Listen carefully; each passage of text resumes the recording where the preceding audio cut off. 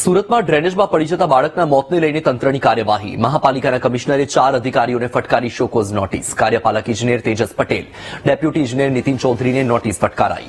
Junior ઇજનેર Rakesh Patel, supervisor ચેતન રાણાને પણ notice પાઠવવામાં આવી. ઘટના પછી તેજસ પટેલનો તાપણું કરતો વિડીયો વાયરલ થયો હતો. પોલીસે પણ ગુનો નોંધીને તપાસ શરૂ કરી છે.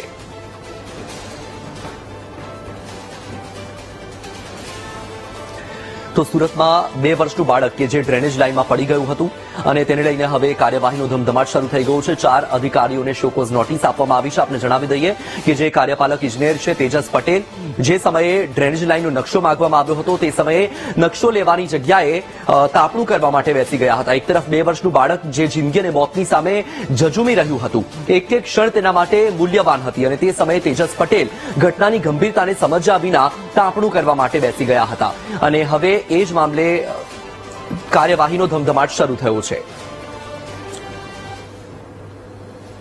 બાળક મળી આવ્યું પછી સ્મીમેરમાં જઈને હું ને પદાધિકારી તમામ ટીમ પરિવારને સાંત્વના આપી અને ત્યારે જ અમે નક્કી કર્યું હતું કે આમાં જે કોઈ જવાબદાર અધિકારી હશે અને 24 કલાકમાં સુરત મહાનગરપાલિકા દ્વારા પગલાં ભરવામાં આવશે.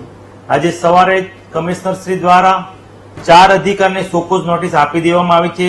રાંદેર ઝોનના કાર્યપાલક ઇજનેર, ડેપ્યુટી ઇજનેર, જુનિયર ઇજનેર અને સુપરવાઇઝર, આ 4ને તબક્કાવાર પોતાને 7 દિવસમાં, 2 જણને 5 દિવસમાં, 1 જણને 2 દિવસમાં જવાબ રજૂ કરવાનો છે.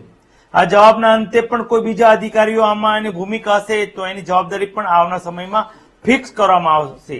આવનાર સમયમાં સુરત મહાનગરપાલિકામાં આવો બનાવ બીજી વાર નહીં બને તેની તકેદારી પણ રાખવામાં આવશે અને આ બનાવથી એક દાખલો બેસાડવા પણ સુરત મહાનગરપાલિકા જઈ રહી છે.